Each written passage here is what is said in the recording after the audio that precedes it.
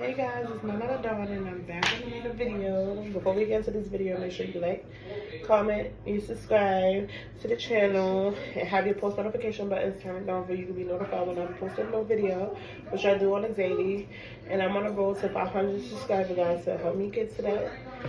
But guys, today I'll be making some spaghetti. Y'all already know I done posted this before, so you don't need for instructions. Y'all just gonna watch me make the spaghetti. And that's that. So I'm making some meatballs also, guys. Guys, I'm over here starving. I'm freaking starving. Like, this diet shit is crazy. Like, for breakfast, all I eat is like proteins, like hard-boiled eggs and fruits. And I got some like kind of protein granola thingies. I'm about to show you. Hold on one second. Okay guys, I've been eating this. As you can see, it's almost gone. I just bought this yesterday and it's literally almost gone. Literally. This is all I've been snacking on, because like I haven't been snacking on no chips and nothing. I've been snacking on this and some fruits, and that's about it. And I've been drinking my lemon water. This is right here, and I've been drinking regular water. Also, haven't indulged in no juice. I haven't had no soda. I ain't gonna lie, I did have wine yesterday. I went and bought me some wine, so. But I was just vibing. I was bored. I needed something to rejuvenate me while I was listening to some music and stuff like that. Why not? It's whatever. But anyways, guys, so all I've been doing is eating healthy in the morning, and then I have my hearty meal at like towards the afternoon, midnight, whatever. And that's just one time I have one hearty meal, and for the rest of the day I eat just healthy. So guys, I'm just trying to lose this stomach, as I told y'all before. I'm trying to lose the stomach, trying to have this tucked in more, and that's just about it. So guys, we about to get into this. I'm about to start prepping my meatballs, and I'm gonna put on my water for my noodles. I'm gonna be using these thin linguine noodles, and I have classical spaghetti sauce. This is the only sauce that I like. I don't like ragu. Ragu is nasty to me, and I don't like any other. I used to use Prego, but I don't like Prego no more. I don't know. It's only classical is the only one for me that I didn't mess with. And because for a while I would stop eating spaghetti because I'm like, the sauce is tasting weird to me. Like, I don't know what it was. It was just, I think it was just the Prego sauce or something, what it was. But it was not agreeing with me. I didn't like the way it tastes. And I was like, I'm not making no damn spaghetti no more. But then I did make it again. And I'm like, I used the classical, and I'm like, yeah, the classical is for me, and all the rest of the sauces is not for me. And guys, I'm sorry if my voice sounds a little bit in and out. His color is thick, and I think he done spread his germs onto me.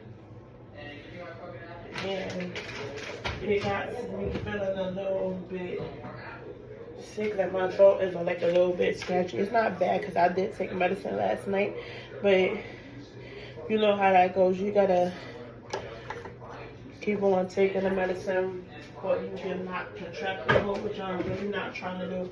As I went through a cold not too long ago, and it took so long for it to go away, and I don't want to go through that anymore. So I'm definitely going to be having to be taking that medicine so I don't get sick. Don't have time for that right now. I don't want to be sick whatsoever, because when I get sick, I'm a totally different person, and I don't want to do that. So guys, I'm about to make my meatballs. I'm gonna get my seasonings out. Hold on one second.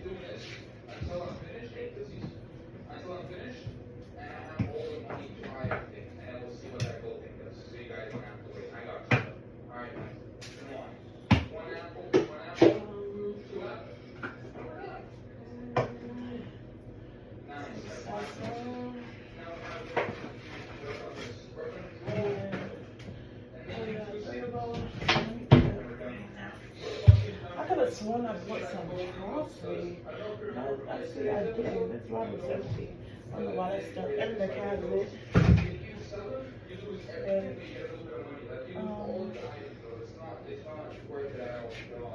okay, so guys, I'm about to make these meatballs.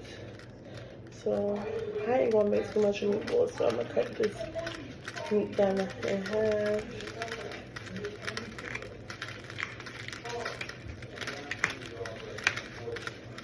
The meat in there.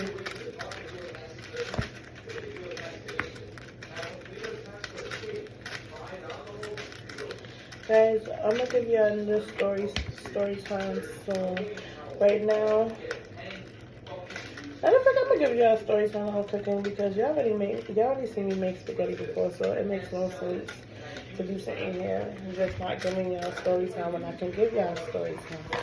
So guys, this story time today is gonna be about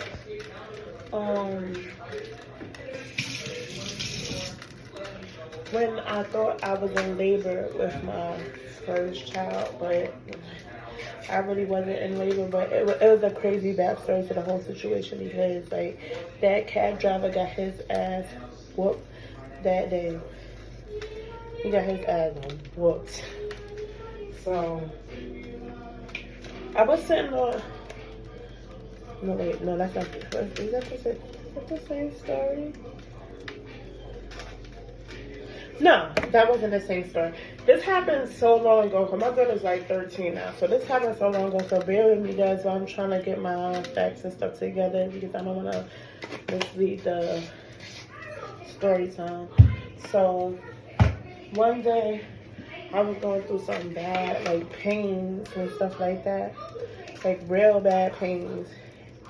And I remember my two friends that I was going to middle school with, they had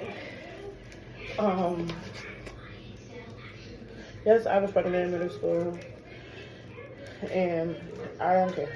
Anyways,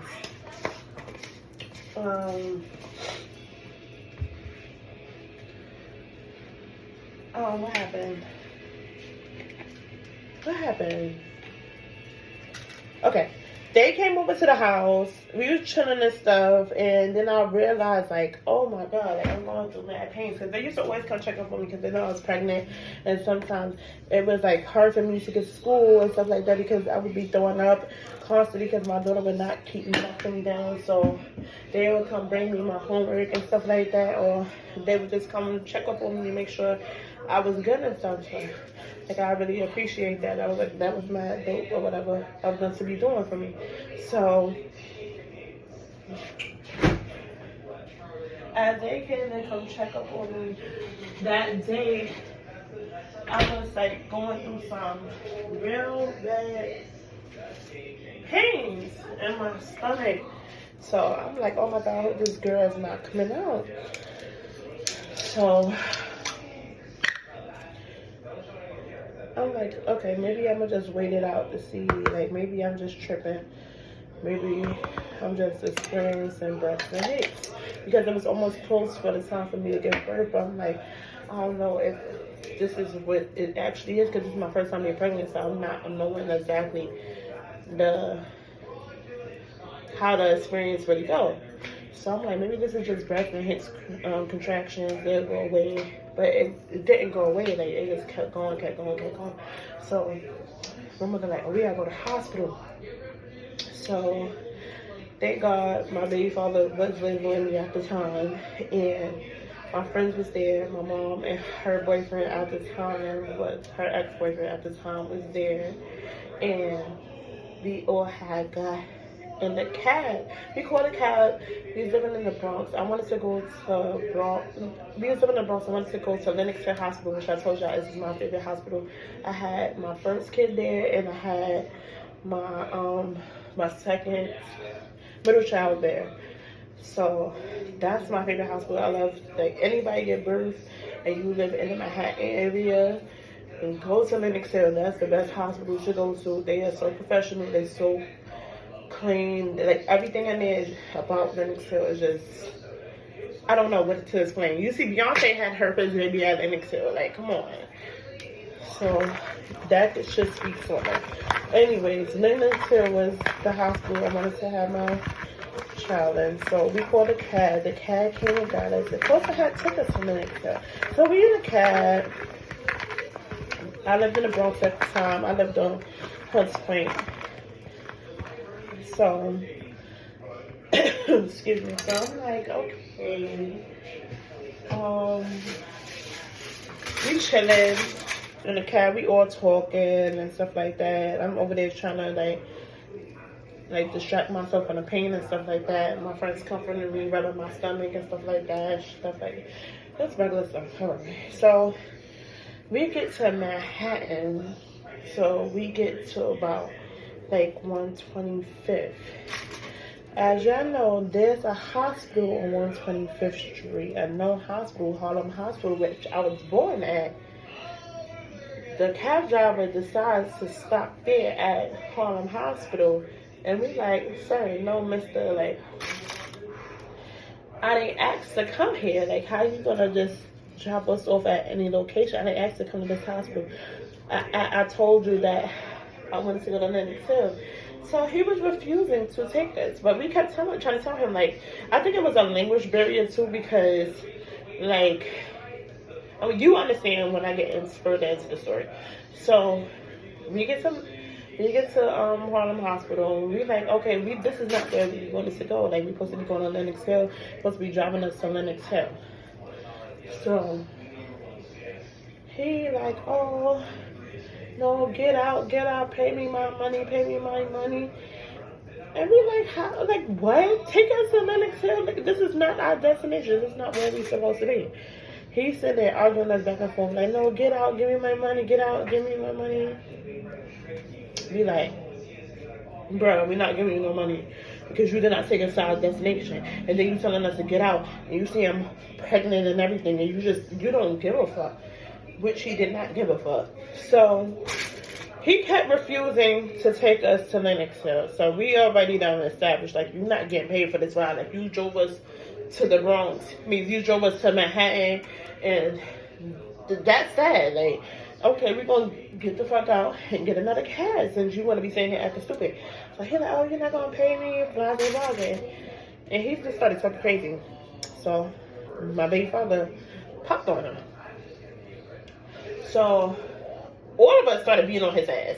My friend had an umbrella. She was busting him in the head. My other friend, she was kicking him in the head. My mother was hitting him. I wasn't doing too much because of the simple fact I was pregnant, but I sure was cursing his ass out. So all I know, me and my friend stepped out the cab. We all supposed to have stepped out the cab at the same time. All I know is that I just seen the cab doors open from both sides. Mind you, my baby father was sitting in the front with the cab driver.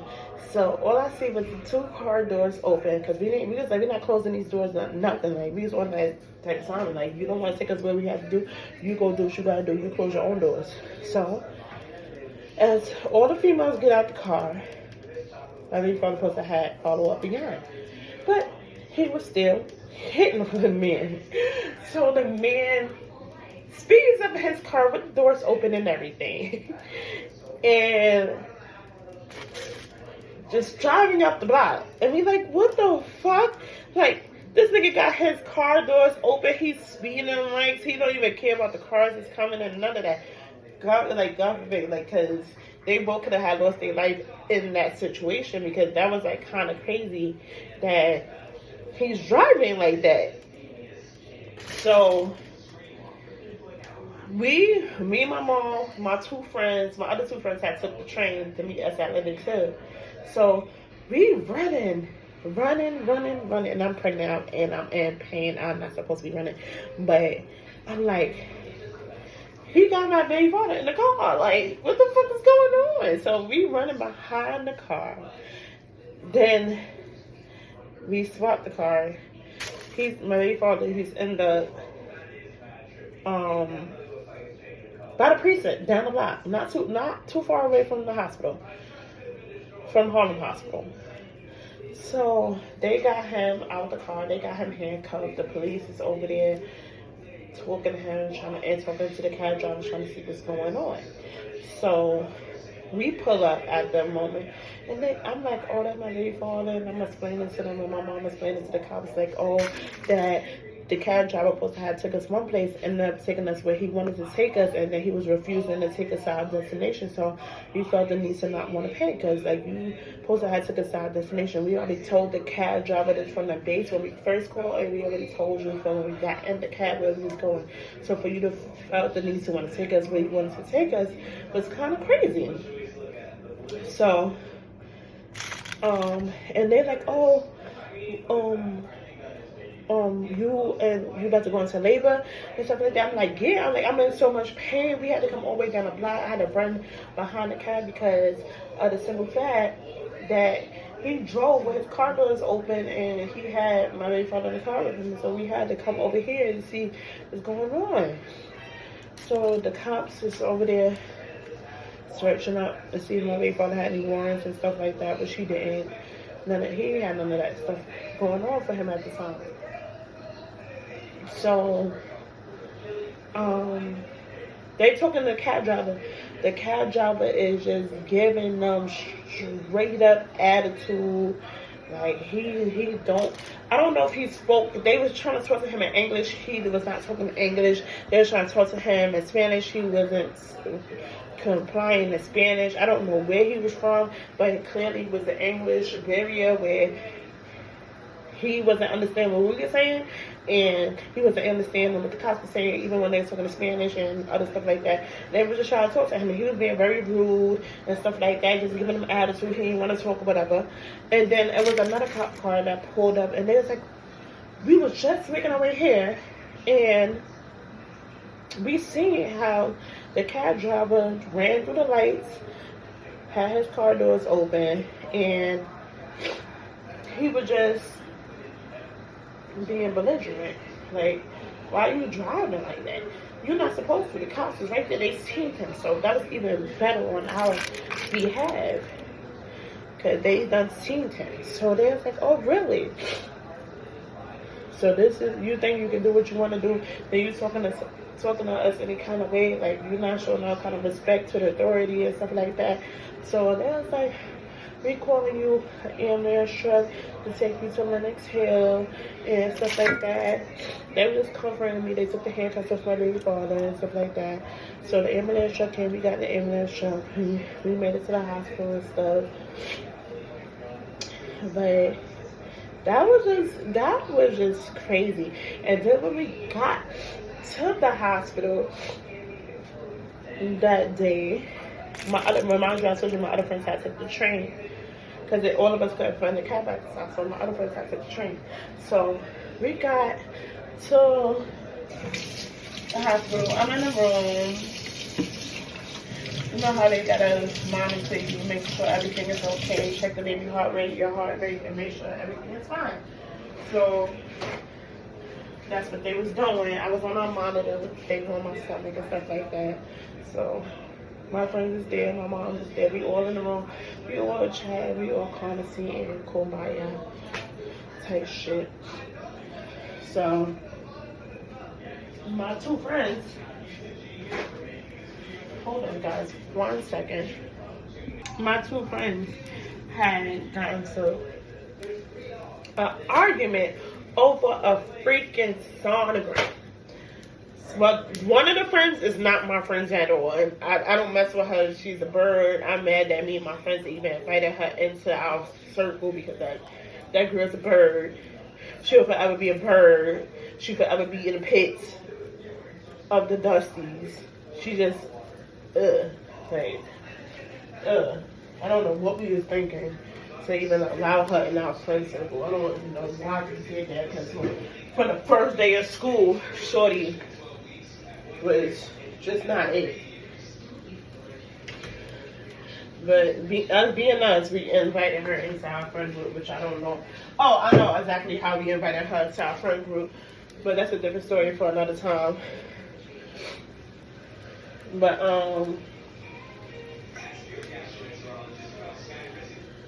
her and my sis, my good sis, Deanna,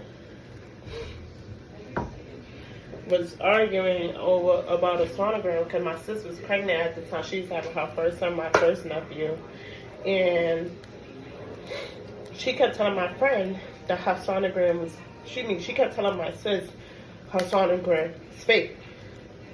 Like, how you telling somebody they sonogram is fake? Like, how you doing that? Like, you like clearly showing signs that you're a hater. Like, we like, bro, like, even if it was fake, why does that have anything to do with you? Why are you concerned that her sonogram is fake? Like, why are you hating? You even know her. This is your first time meeting her. Like, why are you on her balls like that? Why? What the fuck? So they arguing back and forth. I'm like, yeah, both of y'all should be in the hospital. I'm in pain. I don't need y'all to be doing all that. Like, it's not that serious. But she just kept bickering with my sis, because I don't know what she was trying to do or how she, like, I just don't understand what was the motive of the situation and why she was doing that. So she was being weird. That was the first red flag. Second red flag, she was trying to lay up on the hospital bed with me. Like, why are you up here with me when you supposed to be sitting down on the chairs with everybody else? Why are you up here on the bed with me? Like, why you want to be so close up under me? Like what the fuck is wrong with you? So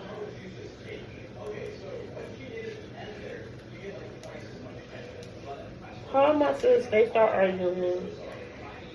It got to the point where it felt like it was about to be like a whole freaking fight, so we had to escalate that. I'm like, bro, just shut the fuck up. I'm telling my friend, like, well, my ex-friend, like, shut the fuck up, stop writing about her sonogram, blah, blah, that shit ain't got shit to do with you. Like, that shit is whack. You sitting here carrying on over about a fucking sonogram, bro. Shut up. Shut up at this point. We not here for that. We not here for that. You don't even know her. You just sitting there talking about fucking sonogram, bro. Shut up. That shit is just driving me crazy. Like, I had enough. I'm already in pain. We already went through enough trying to get to the fucking hospital. And you really need someone to be sitting here talking about the motherfucking sonogram, bro? Like, you can't be dead ass right now. Excuse me, somebody's sonogram that you don't even know. Like you good? What's wrong with you? So, after I shut the whole shit down, I'm like, yeah, this shit is mad cool for you. Like, that's just doing too much, bro. It's annoying. Like, nobody want to keep hearing nobody argue over those damn sonograms. So, one of my teachers from my middle school had popped up on me too. Like, Miss O'Neil, oh my God. I wonder how she's doing. I know she had a baby and everything. I wonder how she's doing. I'm going to give y'all story time also on how me and my friend group was the target of the whole middle school when we first got, not when we first got there, like 7th grade. Like, the teachers didn't even want to teach us. They didn't want to be around us. We had to have a whole freaking talk the first day of school because they like, oh, we're not going to tolerate anything crazy happening in the school year. We heard about y'all terrorizing the school. Y'all don't have no respect for nobody and stuff like that. We would just do whatever we want. Mind you, our school was a mandated uniform school. We used to have to wear freaking, goddamn, what we used to wear? Burgundy shirts and khaki pants. If you've been to Hudson Honors before, you know it's not Hudson Honors no more. I think they changed the name. I don't know what the name is anymore. That was so long ago. But if you've been to Hudson Honors over there on 59th Street, Columbus Circle, you know exactly what the fuck I'm talking about. But we changed. We was not wearing uniform. We was not listening to that. Y'all not telling us we wearing uniform. We gonna wear our regular clothes to school. They ain't like that. So once all the other kids see we wasn't wearing uniform, they wasn't wearing uniform neither. They like, fuck that. Like, How they get to not wear a uniform and we gotta wear a uniform? So nobody in school started wearing a uniform. We were just setting trends in the school. We was just terrorizing the teachers, and I feel bad. To this day, I really feel bad because we should have been doing no shit like that. Like we was bad, bro. It's a story time about how this teacher done took my phone and my friend went in her purse and took it. I'm gonna tell y'all about that story time another day too, because I couldn't stand that teacher. I couldn't stand her. She used to get on my nerves. She used to get on my fucking nerves. I couldn't stand her.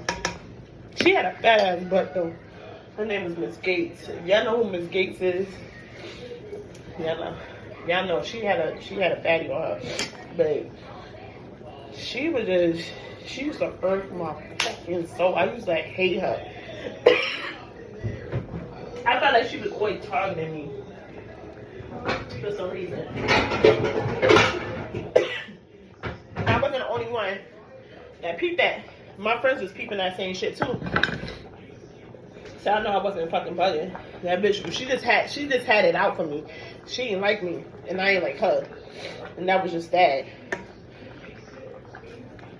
But back to the story time. I told y'all guys, I be getting off track and I get to talking about something else that I shouldn't be talking about. But I'm gonna give y'all story time on that situation too. But anyways, my teacher had came to the hospital and she was making sure I was good. She bought everybody some food and stuff like that at the end of the day. That was after we was about to go home, because I didn't get a minute. At the time, I was just experiencing Braxton Hicks like I thought I was. But it was just like a little bit more severe than the normal Braxton Hicks I was getting. So that's why I felt to me someone to go to the hospital. But we was chilling. I was in there for about like almost 3 hours with the IV and stuff like that. I'm checking on the baby, making sure the baby's okay and stuff like that. And what else happened that day? I think everybody, after that, once everybody knew I was okay, everybody went their own separate ways, going home and stuff like that. But that day was just crazy. Like the cab driver, it was a situation with the cab driver for me.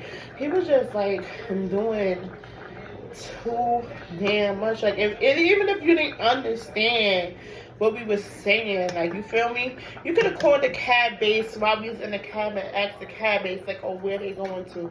You didn't feel the need to want to do that. You just saying get out your car and pay you, nigga. Like, what?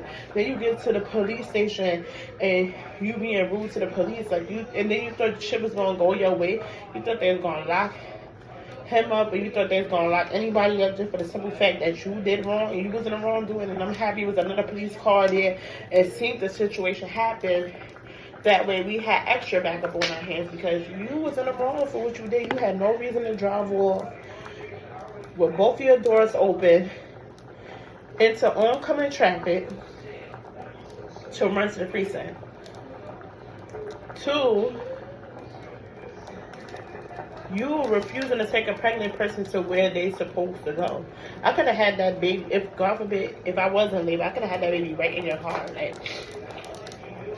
he was just so freaking stupid. Like, horrible, guys. Like, I ain't never experienced no cab ride like that ever since then. That was crazy. I never experienced that in my life. That day was just so crazy. I was in so much pain. My feet was hurting. It was hot. It was the summertime.